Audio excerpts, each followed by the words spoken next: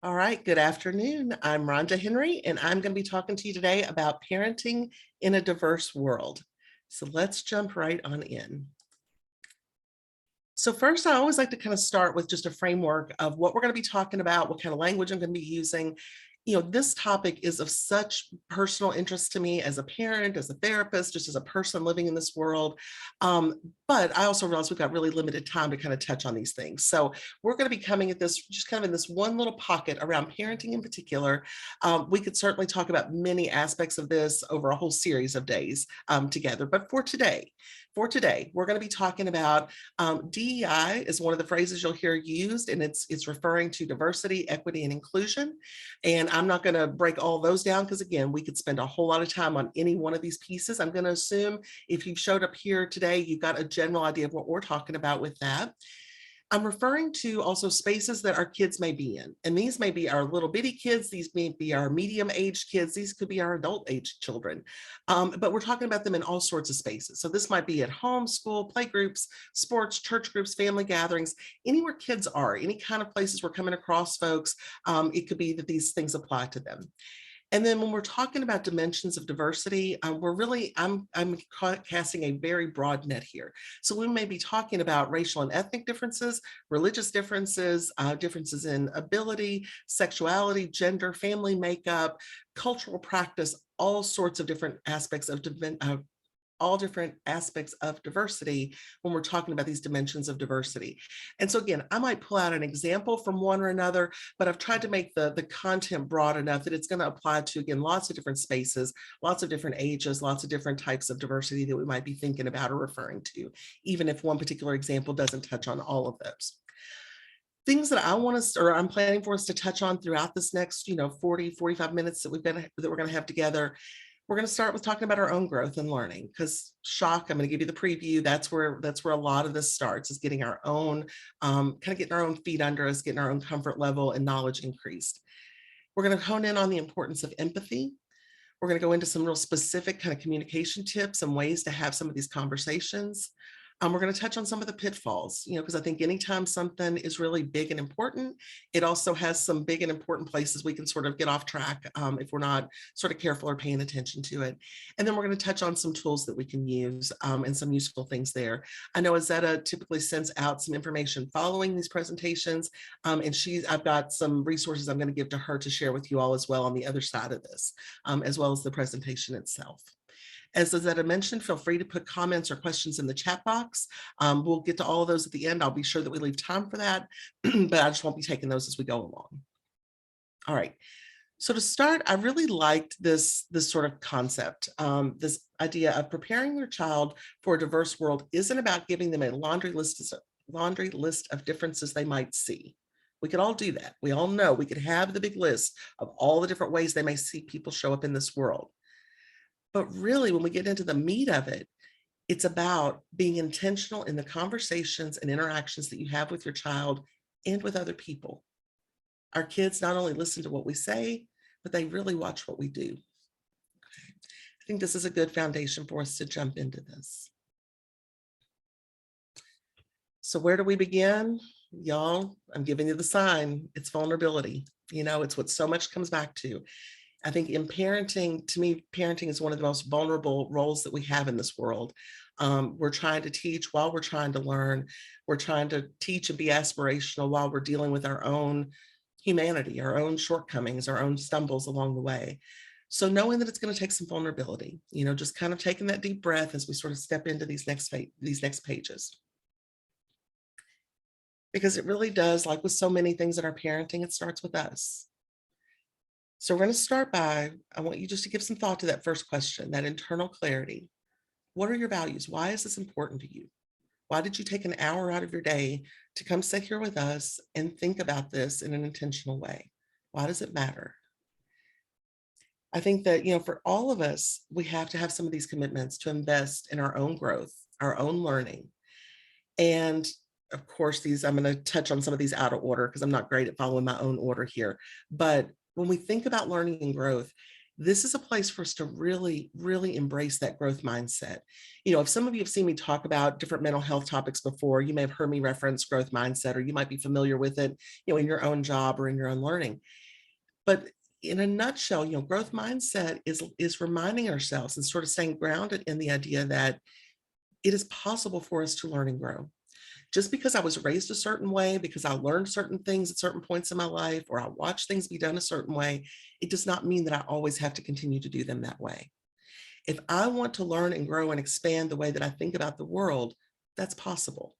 And I think we've got to embrace that growth mindset, because a lot of stuff, especially when we get into DEI stuff, it can get really mired in our baggage, how we were raised, what we saw growing up, the people that surround us in the past, or sometimes even now.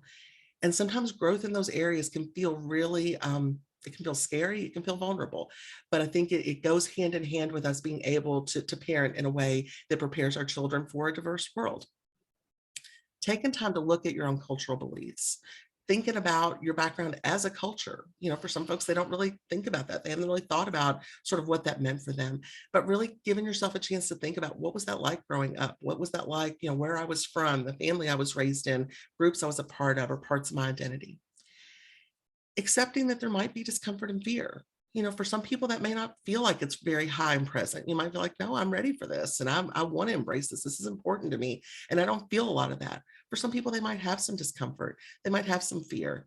And honestly, one of the things that I see that sort of propels a lot of fear and discomfort in this area is that deep desire to get it right. For many of us, I know I felt this way in my own functioning in this world and parenting. It was important to me to raise a kid who was good to other people. I really was pretty open. My kid's 21 now. I'm pretty open to what he wants to do with a career, where he wants to live, how he wants to live his life. But being good to other people, that was a deep value for me. And it was something I wanted to impart in him. And because it was important, I was really afraid of not getting it right. And so being aware of that and where that fear can kind of come from. We talked about that growth mindset. And then also this idea of cultural humility. In a nutshell, getting it that where we come from isn't the standard. It's not the basis of normal. It's important to learn about our own cultural past and where we fit in this world, as well as other people. And I think for a lot of us, it's important to keep in mind too that, like, we don't arrive at this understanding. It's a process. And so we'll talk about the process as we go through. But thinking about these points in relation to your own comfort, your own introspective sort of look at culture, diversity, identity, where you fit in this world. So I don't think this will be a big surprise to folks, but there is a big connection between empathy and diversity, equity, and inclusion. And empathy is truly, to me, it's the root seed of where a lot of these things are going to grow from. And so I think coming from a point where we look at empathy as the thing that we are really trying to encourage and cultivate in our children from a really young age, and thinking about how we do that. So empathy, I really like this sort of piece of definition. I'm always a little hesitant to get into definitions on these kind of things, because who wants to read somebody else's definition of everything? We all know in general what empathy is, but what I like here is that word that I underlined. It's the action of understanding, being aware of, being sensitive to, and vicariously experiencing. It's the action. Okay. And so I know for me, when I've done the strengths finder, I'm sure a lot of you all have done that. Empathy is my number one, strength. No surprise. I picked this world. I'm in therapy. I do this kind of work with people because I got a high level of empathy that kind of shows up for me. But empathy is more than just the trait. It's the action of how we're using these things. And so that's one of the challenges I'm going to throw out to you, is thinking about, how do I put this in action?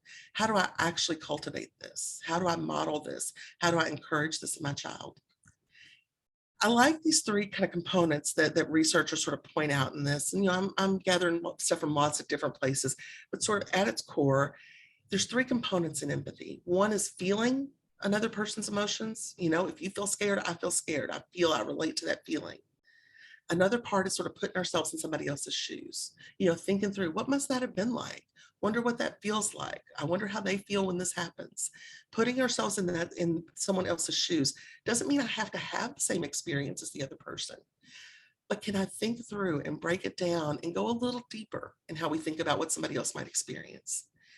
And then the concept of just wanting to help, wanting to make, whether it's help that individual person, I see somebody at the grocery store and they've got limited mobility and I want to literally reach up and help them get the can off the shelf, or broadening out to, I want this world to be a better place. I want my children to have a better experience, a richer, fuller, more inclusive experience than I did. I want my grandchildren to have an even better, broader experience. I want my great grandchildren to have an even better, deeper, broader experience. So these components of empathy, keeping in mind, again, it's an action. It's not just a feeling. It's not just a, bet that feels bad. Bet that's hard for somebody.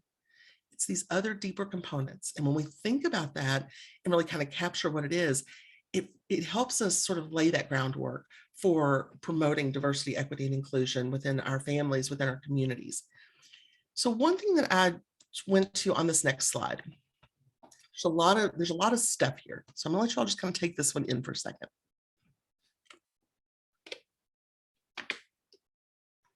My intent with this one was, as much as I could, to kind of group this by age a little bit. Because I think, as a parent myself, that's one of the things that I sometimes struggle with is, like now, okay, I'm parenting an adult. What's that like? Or, when I was parenting a teenager, I didn't so much need the, 3-4-year-old version of things. So I tried to group these a little bit by what's sort of age appropriate. We throw that phrase out a lot. And so thinking about where our kids are developmentally, where they are, in terms of the language they use, the concepts that they can understand, being able, and I've got a couple places in this presentation that I've broken things out by age a little bit. So let's talk about each of these sort of as a category. So when we think about our little kids, and again, you may have a 5-year-old who's, able to move a little more into some of the big kid stuff. You may have a 7 or 8-year-old who still needs some of the little kid stuff. These are really general, really broad categories. So with our little kids, we're wanting to do work with them essentially to grow emotional intelligence. We're wanting them to understand what are our emotions. We're able to label those. We do the little charts. I'll work with clients about this. You have a little chart of faces on the fridge and you move the sticker around on which face you're feeling today. We're helping kids kind of get that connection between how I'm feeling inside, how it's expressed, and how I'm recognizing it in other people. It's raising that emotional intelligence. The reading the stories and discussing stories and characters. This is one I'm going to come back to over and over. It is to me, it's the simplest, most straightforward and richest way to jump into these conversations. There are so many good books out there at this point, you all. There is so much good media. I've got, in the stuff I'm going to be sending to you later through Azetta, I've got, video games, apps, different things that promote diversity, equity, inclusion, that give different stories and different points of view.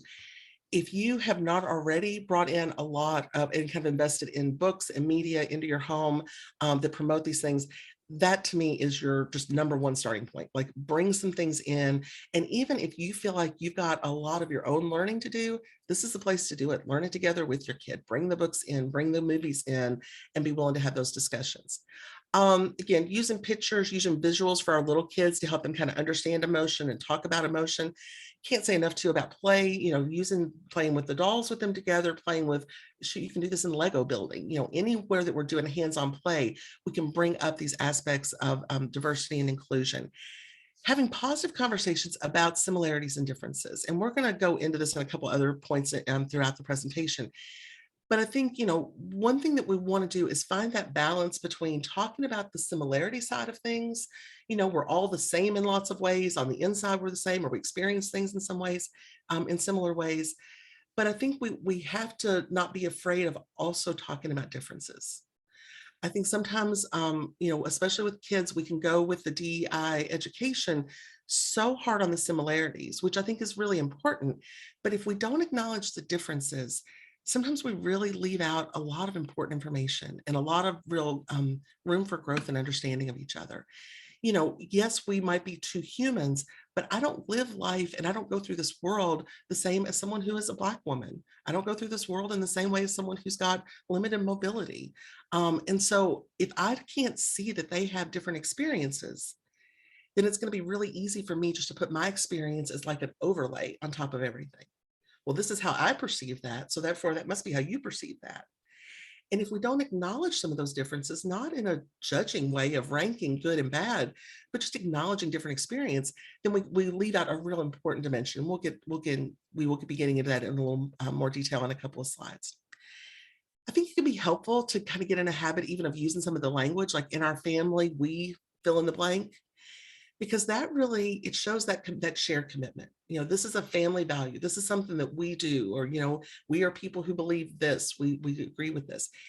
It just gives us a chance again to repeat and to verbalize and say what those values are.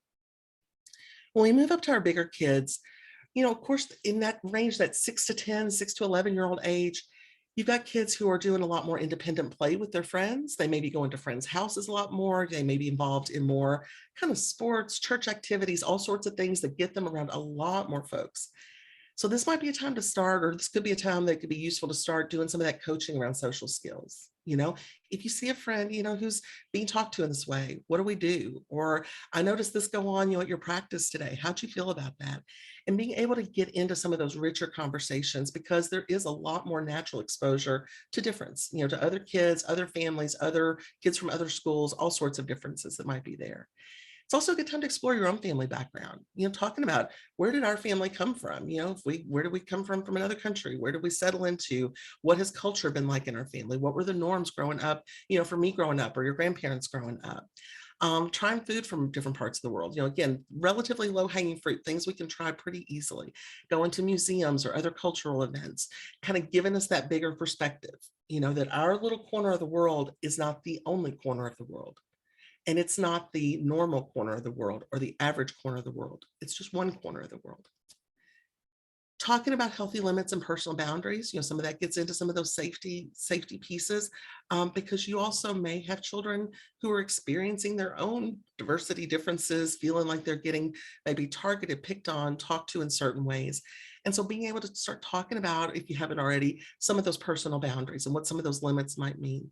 Engaging in cooperative games, doing things like puzzles, Legos, playing with dolls together, cooperative play in some ways as you get into those older ages, again, puzzles, things that we're doing in cooperative, collaborative ways.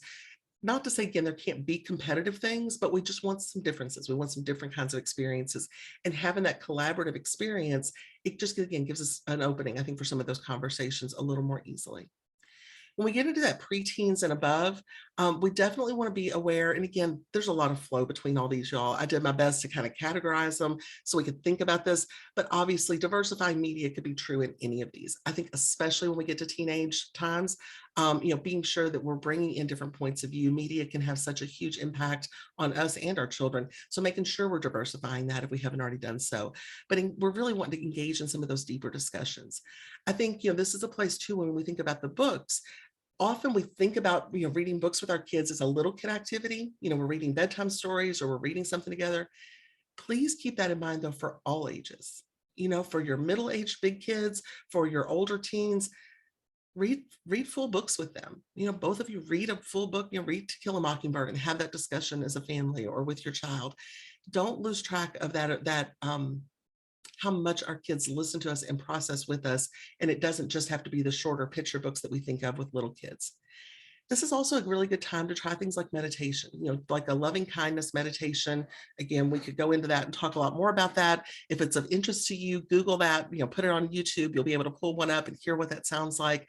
But a loving kindness meditation is just a good practice, both for your kids' self-care, but also for them to be thinking in a more global way.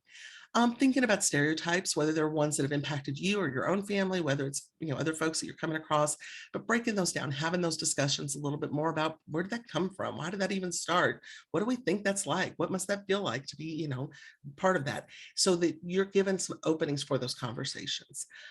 We certainly want to be able to discuss current events, and again, as our kids are hitting that, depending on your kid, later elementary, middle school, certainly into high school, you're going to be seeing that much more awareness of current events and being able to have openings to talk about it. That does not mean those are not challenging conversations. We've had a lot of things that happen in this world. It's hard to talk about. It's hard as adults for us to have conversations and try to make sense of it. But we certainly know that if we don't give our kids some of those openings, we're not doing anyone any favors, even if they're hard conversations. And even if we don't have all the answers, being able to add some space where we can have some of those it helps. It helps with our own growth and learning, and it certainly helps our children. Certainly things like volunteer work, getting involved in different things, where we're able, again, to match and get outside of our little circle a little bit and sort of see what other people's experiences are like. And then, again, coaching. I think that was sort of what we started with on one of those, on the middle one of the big kids, continuing to do that coaching discussion. How do we deal with situations when they come up? Because again, this stuff's hard sometimes for adults to manage and navigate and figure out the right way to do this. It's hard for our kids. They need some space to be able to talk about it. So again, all of these are things that can go toward that bigger goal of cultivating empathy in our kids, which is really that foundation of diversity, inclusion, and equity. All right, so again, a few more just kind of practical ways, things we can pull in.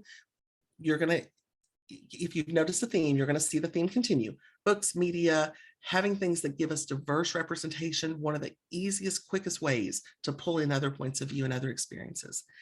Doing things like purchasing a globe or a world map, again, might sound really simple, but being able to connect. If you're hearing a story about something, if your kid's hearing about Ukraine, where is that on the map? Where does that fit? How far away is that? What's it like there? Giving them a chance to have some context and some learning. Think about, for many of us, when we went to college and we started meeting people, or, left our homes for jobs and started meeting people from other cultures, other backgrounds, other, parts of the country or other countries. It helps it become more real, so bring that in. Our little kids can do that. They like seeing those things. They like, we can put little tags up or little flags on the map about different things we learn. Making food. Again, food is such an easy, simple, kind of low-hanging fruit, pun acknowledged there, where we can go to restaurants or we can go to other places. If we don't feel like we've got our own ability to make that, we can try those and sample things from other places. But definitely food, media from other parts of the world are going to give us that bigger global sort of experience. Learning about holidays, again, similar kind of thing. One of my favorite things that I used to do when I first came to UK, I was at the VIP Center. And one of the things that we did there was we were part of the cultural coffee hour. And so we would have students who were here from other countries come in, and one of the folks from the counseling center would go through with them holidays and different things about American culture to help them kind of, get settled in this culture, in this country. And like hearing them and the laughter and just the joy in learning about American holidays and trying to make sense of those, it was awesome. So again, these can be things that are fun conversations, interesting. Learning and growth are a good thing all around. Cultural events, we've talked about that a little bit. Watching media that introduces new places and people, promoting empathy. That's what we want to continually come back to, promoting that empathy. So this is another kind of text heavy one, and I apologize for that. I'm usually more visual than text heavy, but there were just a number of points here that I wanted to make sure that we didn't overlook or leave out. When we think about the ways our children learn from us, I think most of us know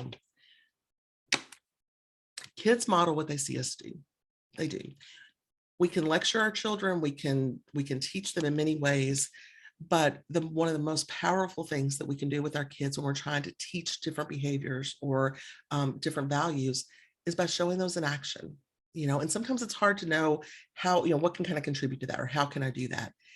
So just a couple of areas to think about. And again, with I think most of the lists in here, we could spend an hour on this slide. We could spend an hour on some points.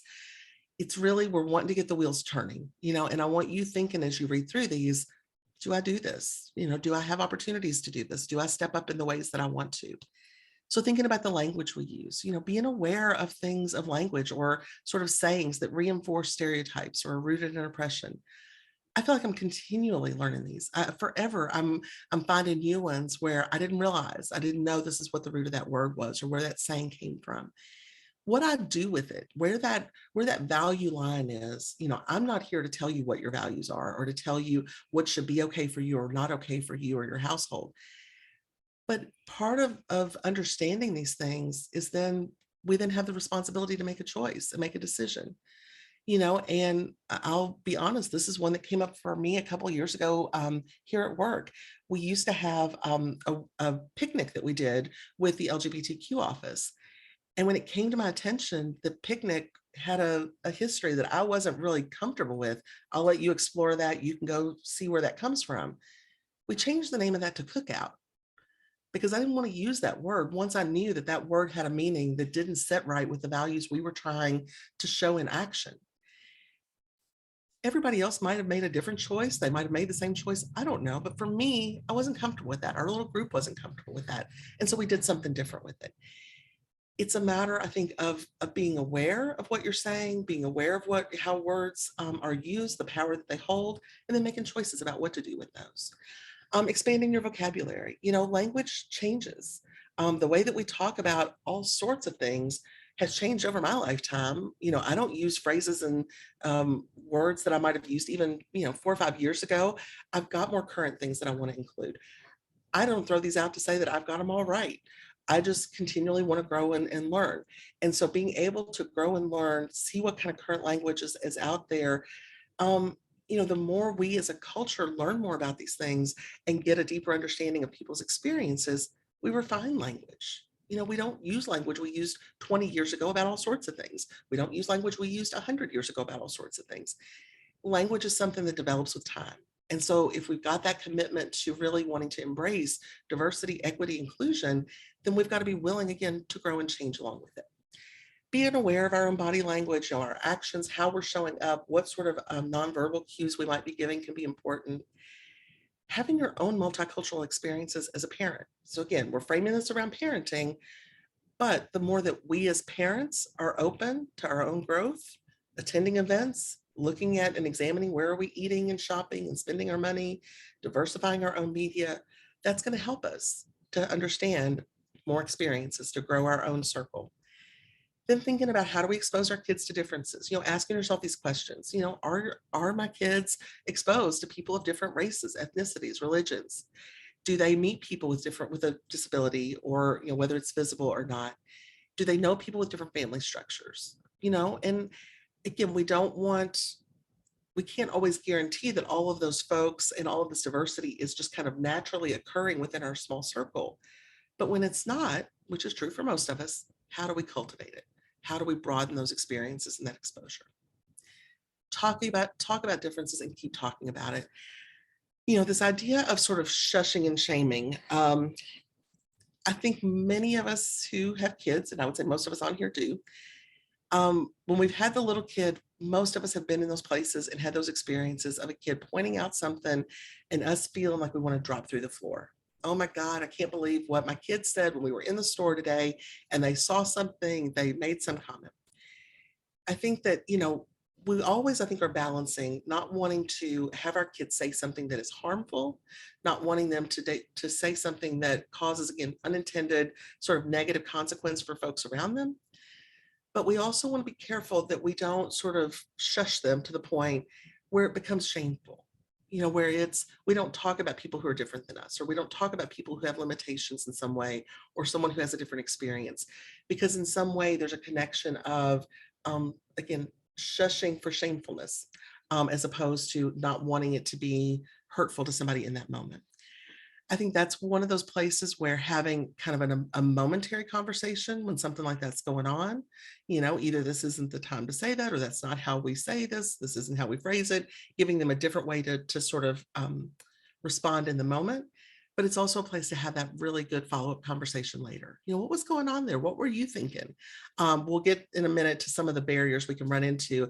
And I think this is a real challenging one, because again, when we think about, now I really am jumping ahead to a point I'll get to later, but when we think about developmentally where our kids are, it's really appropriate for kids that are 3-4 years old. They notice difference. That's part of developmentally what they're doing, is getting their individualization, and seeing who am I versus who are you. And so sometimes that's going to mean they point to somebody and go, that kid has, 2 dads. Oh my gosh. Or that kid's in a wheelchair. And they're going to have those comments not coming from a place of being mean. That's not what their intention is. Developmentally, they're noticing, hey, there's a difference. And so in the moment you can say, yeah, they are, and depending on what's going on, you might go talk to them, or you might see, something that you want to interact with. But having that conversation later to really talk about, what's that like when you see a difference? When you see somebody with 2 dads and you've got a mom and a dad, what's that feel like? Or what does that make you think? And being able to get into that conversation, that can be such a great learning opportunity. Yeah, we talked about that part. Okay, let's move on to the next one. When we get into communication, a few tips, just I think with any sort of bigger conversations with our kids, making sure we're matching the message to the audience. What we might talk to our friend about, when something we're seeing, going on in the news is not the same conversation we're going to have with our 5-year-old or even our 10-year-old. So making sure that we're matching things to age appropriate levels and to who the audience is. Starting early, and I just can't say enough, truly, especially if you're coming from that empathy approach and using books, those are two things we can start with our kids when they are teeny, teeny, teeny little bitty, and starting to make that just a norm in how we talk about things. Listening to our kids' experience and their point of view. Man, y'all, like I think that might be one of the most important ones that's on this list. We want to understand how our kids are seeing things. We want to understand where are the barriers, where are the blocks for them. If they don't understand something, or if they're struggling with something, they're seeing a mismatch. I hear this at school, but then I see this at home. That's where we're going to really understand where they're coming from and have that chance for that richer conversation. Help me understand more about this. Tell me when you see this, how does it make you feel? How do you think that makes them feel? What's going on when you notice this? Because if we are only coming in from lecturing point of view, we're missing the rich stuff, quite honestly. Keeping it simple, with a lot of things, I think with most things with our kids, short, teeny conversations, straightforward pieces, that usually is really impactful. Often if we're talking on and on and on and on, we're losing their attention. We're losing their focus. The more we can keep it simple, direct, related to whatever kind of prompted the discussion in that moment, I think is going to be the most fruitful. Looking for those natural discussion points. Again, whether that's news, things we see out in the world, whether it's play, using books, using media to bring up some of those points if we're not kind of coming across them in a naturally occurring way. Being deliberate in your language. We talked about that a second ago. Words are really powerful. I'm not here to tell you all the right or wrong words to use or any of those things, but knowing language is important. It's how we make sense in this world of a whole lot of things. And so be deliberate, in what that language looks like and what is okay in our household to say, what's not, or how we want to refer to things. Making things an ongoing conversation. Again, this is not this. I'm going real into my 70s and 80s world of this isn't. We're going to sit down and have the one sex talk ever, or we're going to have the one race talk ever. That's not what this is. This is ongoing conversation. It is how do we continually grow in this world? Because I know for me, I hope that what I know today is a shadow of what I'll know a year from now, or what I'll know 5 years from now. And so if we're continually growing, we've got to continually have those conversations. Modeling that behavior, again, we've talked about that. The modeling is going to give you more bang for your buck. That's what kids follow. They follow what they see us do and how they see us do it. And knowing that it's okay to not have all the answers.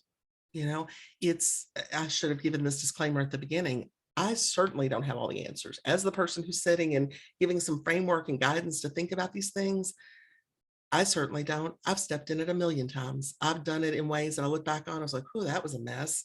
Shouldn't have said this way, or wish I had done this in a different way. But what I can tell you is I'm committed to my learning and growth, and when I have a misstep, I try to learn from it. And I think that's what most of us can do. We don't come in with all the answers. We're not going to hit it out of the park every time. And that in itself can be helpful for our kids to see, we're learning, we're growing, we're trying new things. Here's another framework that I really enjoyed. This was not my original idea. Someone had I put together the graphic, but this was something that I really enjoyed the framework of this. And it was a comparison of approaching diversity the same way that we approach safety.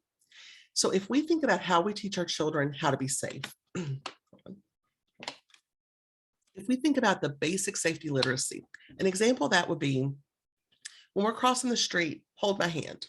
My 3-year-old, I'm not going to go into a long discussion about all the safe choices they might make in their entire life.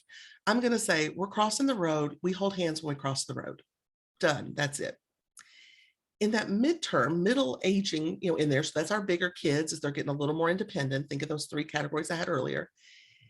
In that mid-range, we're able to trust our kids to start practicing some of the safe behavior.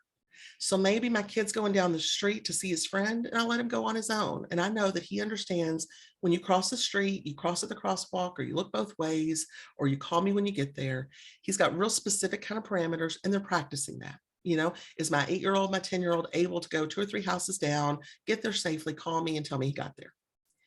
In the longer term, for our older kids, our preteen into teens, we're really wanting to see them be able to synthesize and make safe decisions. So they're taking all these lessons they've learned when they've been little bitty and they've been in those middle ages, and they're able to make decisions when they're out with friends and at parties and they're driving themselves places.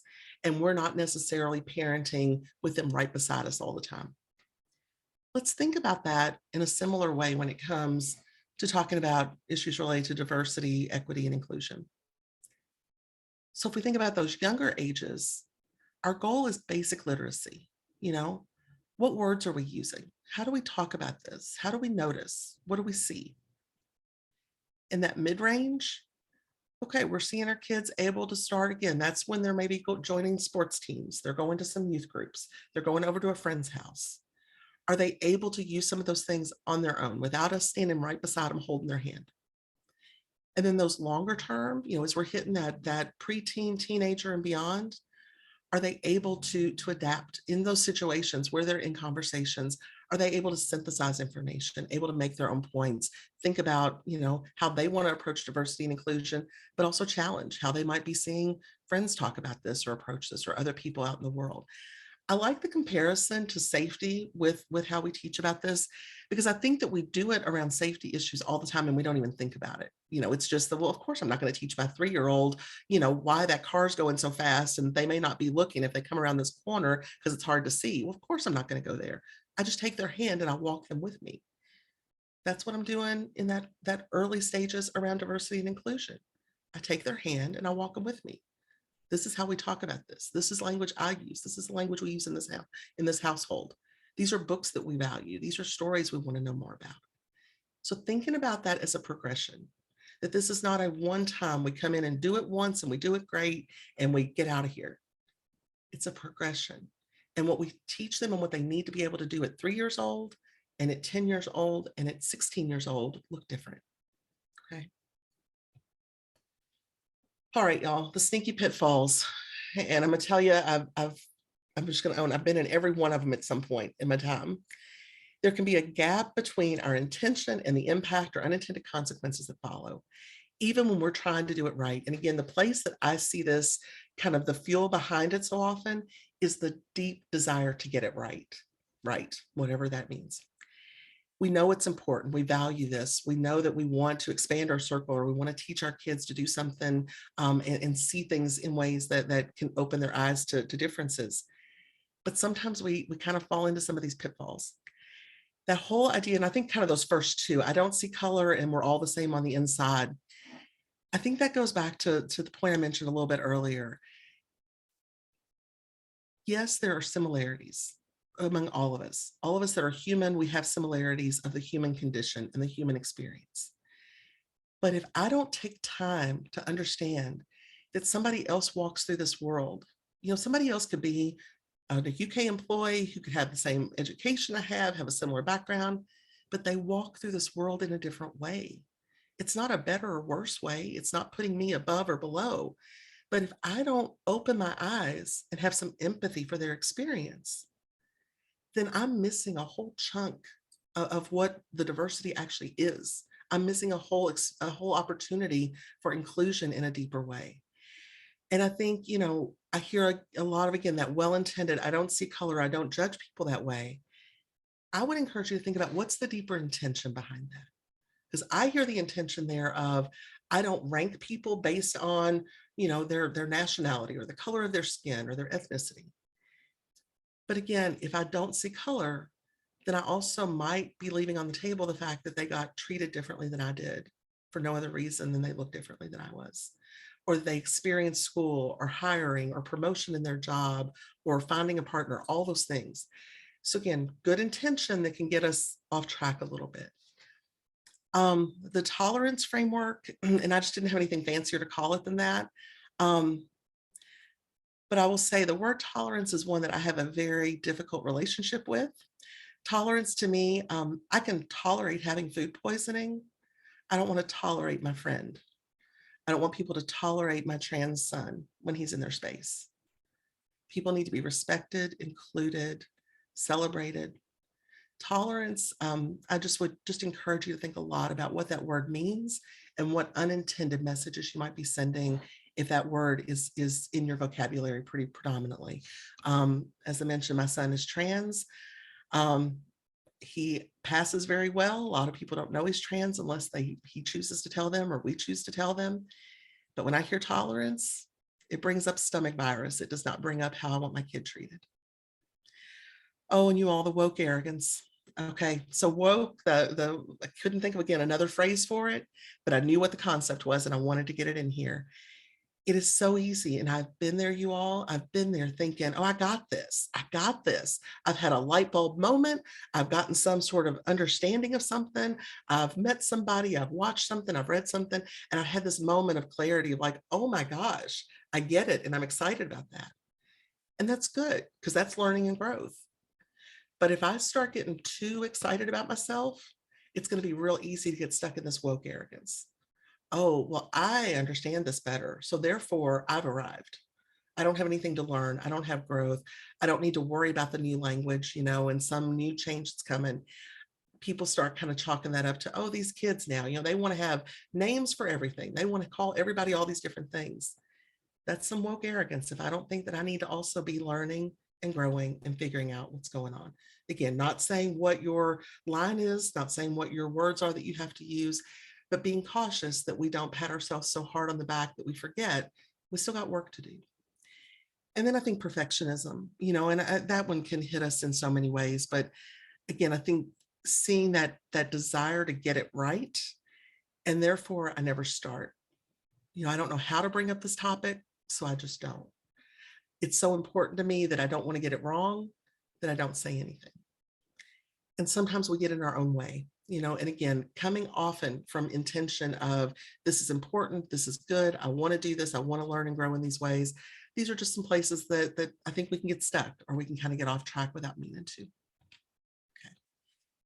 When we do get it wrong, and again, I'm putting all the rights and wrongs in quotes because I'm not here to say what's right and wrong, but when we feel like we've gotten it wrong, our kid's going to say something, our 3-year-old's going to point out a difference. Look, mom, that man's in a wheelchair. Yep. If you haven't had it happen, you will have it happen. Like those things happen because our kids developmentally point out difference because that's natural and normal. How we respond to it is what we need to do. That's that place. Let's talk about that for a minute. What was going on there? What were you thinking? What made you notice that? And it might be your kid might notice something really subtle. It might be, yeah, like I saw, one of the kids, I don't know, I saw something happen in my team today and it was a little more subtle. And you might want to probe that a little bit more. What made you notice that or what made you say that in that moment? Help me understand. Opening, calling in for conversation. One of the frameworks I like a lot around DEI stuff is the difference between calling people out and calling them in. When we call people out, that's sort of calling out behavior. You said this thing that was hurtful. Sometimes that's appropriate. We need to do that.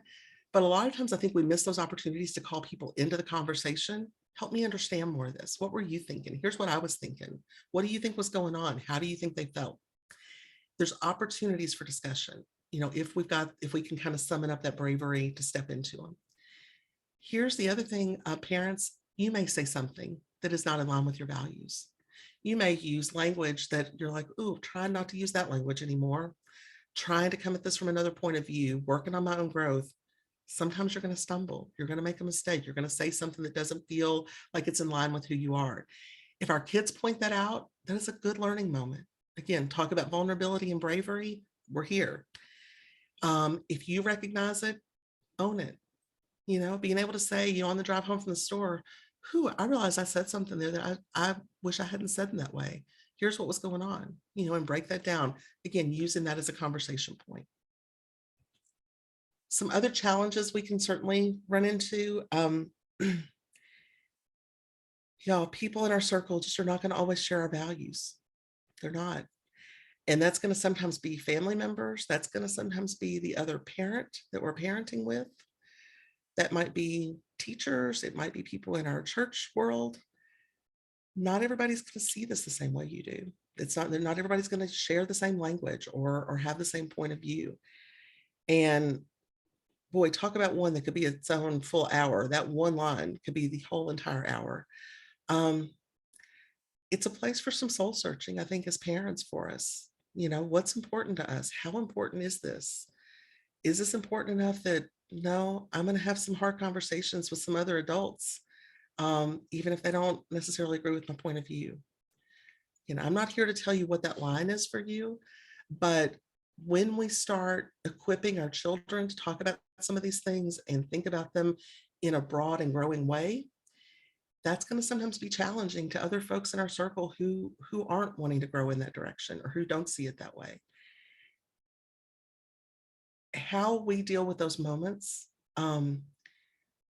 that's where kids are looking at us, and deciding, do I speak up in this moment? Do I not? When we go to my kid's grandparents' house and my dad says something I don't like, am I going to say something about it? What is that line? Talking with your co-parenting partner, whether that's a spouse or partner, or if you're not together anymore, but how are we raising these kids? As the parents to these children, how are we doing this? What's okay? What's not okay? Keeping in mind that developmental stages piece, I've mentioned this a couple of times throughout, but knowing, keeping in mind what kids are able to sort of take in and understand what's normal developmentally. Again, kids pointing out differences, excuse me, for some reason I thought I was going to forget that, so I put that point there again. But keeping in mind where they are developmentally and social development and cognitive development, that is going to impact their ability to take in information, how they're kind of processing some of this stuff. Our own discomfort, for all of us, we're raising kids coming from a generation, obviously before our kids existed. Um, Discomfort is not a sign that we're not doing it right. Sometimes growth comes with discomfort. I think that's one of the challenges in growth mindset and fixed mindset. Everybody, people hear the basic concept of growth mindset, and they're like, well, of course we like growth mindset. We all like growth mindset until it starts like challenging the things that we don't want to necessarily challenge.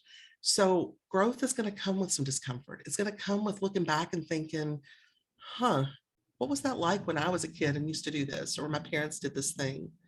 For some of us, it's what was it like a year or two ago when I used to think this was okay, but now I don't.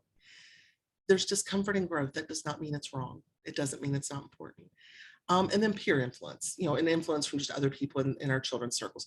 Those are things, again, these are not simple, cut and dry, easy things to navigate. They can get messy, so things to think about, things that we know might be challenging.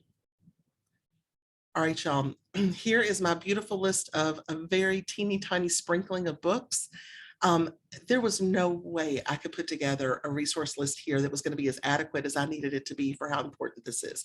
So I'm going to be sharing with Azetta just a number of different resource pieces that she's going to be able to share out with you all after this, as well as the PDF of the slides from today. There are so many great books out there. I mean, you all, I'm going to be honest, when my son came out, it's been a lot of years ago now. He came out as trans when he was in around 8th grade. And I remember Red, the little one in the corner there, was one of the only books that I was aware of, that dealt with anything related to trans issues for little kids. And I was trying to help, the little kids in my life understand my son's identity. And like to be able to go on now and find reams of books. I mean, just find lists of books.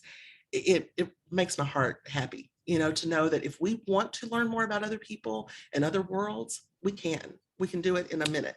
And again, it's not the only way, but boy, it's a good, easy first step through that door. So you will get a great list from me via Azetta of books and video games and media and all kinds of other good things that you might want to look into. And then I will finish with, this is our page. So I am one of the Work Plus Life Connections therapists.